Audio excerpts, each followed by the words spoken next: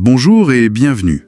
OpenAI, ça n'arrête pas en ce moment. Ah, ça c'est sûr. On a eu une série d'annonces là, O3, O4 mini et puis GPT 4.1. Franchement, faut s'accrocher pour suivre le rythme de l'IA. C'est clair, ça va très très vite. Alors, pour essayer d'y voir un peu plus clair, on s'est penché sur un rapport qui compile pas mal d'infos. Les annonces officielles d'OpenAI, bien sûr, mais aussi des articles de ZDNet, des comparaisons techniques d'Artificial Analysis, de Bind AI et les pages de prix d'OpenAI. Des sources assez complètes donc. Oui, l'idée c'est vraiment de décrypter tout ça. Qui sont ces nouveaux modèles? Qu'est-ce qui les différencie? Et surtout, pourquoi c'est pertinent pour nous? Bref, on va essayer de démêler un peu tout ça. Allons-y. Alors, pour commencer, un petit tour rapide. On a entendu parler de O3. Bon, c'est mentionné, mais sans trop de détails pour l'instant. C'est peut-être un truc de niche, une mise à jour mineure, on sait pas trop. Oui, c'est encore assez flou sur ce point. Par contre, le gros morceau, c'est O4 mini. Alors lui, OpenAI le présente comme ayant l'intelligence de GPT-4, mais en plus rapide et surtout moins cher. Le compromis idéal en quelque sorte. C'est un peu ça l'idée. Et il y a même deux versions, une standard et une High Reasoning. On y reviendra peut-être. D'accord. Et puis le nouveau poids lourd, GPT-4.1, le successeur annoncé de GPT-4, qui promet, lui, des performances encore meilleures. Le nouveau fleuron quoi. Exactement. Ce O4 mini, c'est intéressant parce que sa proposition de valeur, elle est hyper claire, la vitesse et le coût, pour une intelligence qui reste proche du haut de gamme. Donc on n'est plus seulement dans la course à la puissance brute. Non, je pense qu'on arrive à une phase de maturité, ou en tout cas d'optimisation. On cherche le bon outil pour le bon usage, et surtout un outil qui soit viable économiquement.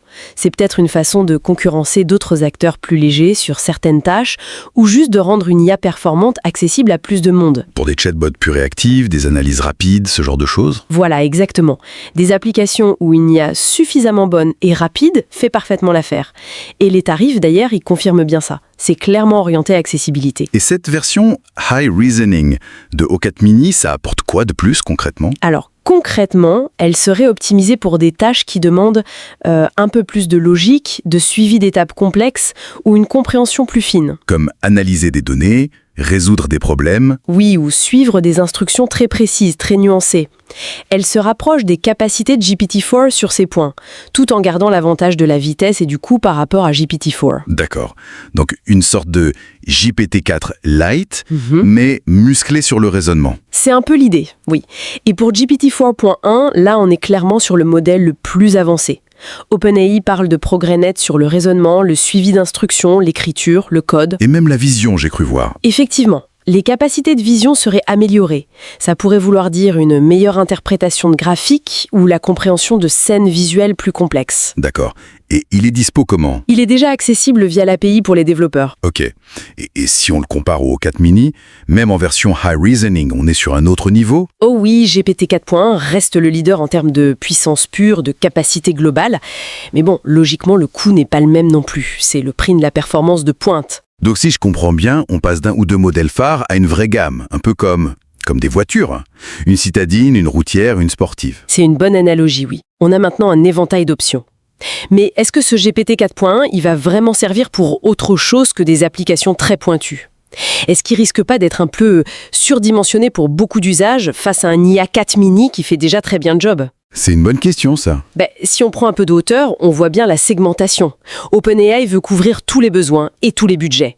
IA 4 mini, c'est l'option pragmatique, l'équilibre performance-coût-vitesse pour le plus grand nombre. Le choix raisonnable, en gros. Voilà. Et GPT 4.1, c'est pour ceux qui ont besoin du maximum, qui repoussent les limites. La recherche, le développement avancé, les applications critiques, où chaque pourcent de performance compte, même si c'est plus cher. Donc l'un ne va pas forcément tuer l'autre? Je ne pense pas, non. Ils visent vraiment des segments différents. C'est plutôt complémentaire. D'accord. Donc c'est un peu la fin du modèle unique, taille unique pour tous, et le début de la boîte à outils spécialisée. On choisit son IA comme on choisit son outil, quoi. Exactement, c'est tout à fait ça. Si on devait retenir les points clés, ce serait, premio, cet élargissement de la gamme, c'est stratégique. Une diversification? Oui. Secondo, IA 4 mini qui s'impose comme le champion du compromis intelligent. Performance, vitesse, coût. Très important. Le bon rapport qualité-prix? C'est ça. Tertio, GPT 4.1, qui est la nouvelle référence absolue pour les capacités pures. le top du top actuel. La vitrine technologique. Et enfin, quatrièmement, l'importance de cette tarification différenciée. Ça joue énormément sur qui va utiliser quoi et comment. Ok, très clair. Donc pour résumer choix, on a plus de choix. GPT-4 Mini et ses variantes pour l'efficacité au quotidien, et GPT 4.1 pour aller chercher la performance maximale. C'est toujours cet arbitrage entre puissance, rapidité et budget. Tout à fait. Et ces lancements, ils s'inscrivent parfaitement dans une tendance plus large qu'on observe en ce moment.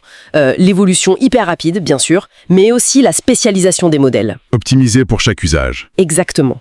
Optimiser la performance, mais aussi l'efficacité économique. On quitte vraiment l'ère du modèle unique pour celle de la modularité, des outils adaptés. Logique. Et d'ailleurs, cette tendance à la spécialisation, ça ouvre une réflexion, je trouve. Maintenant qu'on a des outils de plus en plus précis pour des tâches spécifiques, quelle pourrait être la prochaine grande étape? Bonne question. Est-ce qu'on va voir une intégration encore plus fine de ces modèles spécialisés? Et comment est-ce que ça pourrait, peut-être de manière invisible, transformer encore les applications qu'on utilise tous les jours? C'est une question intéressante pour la suite.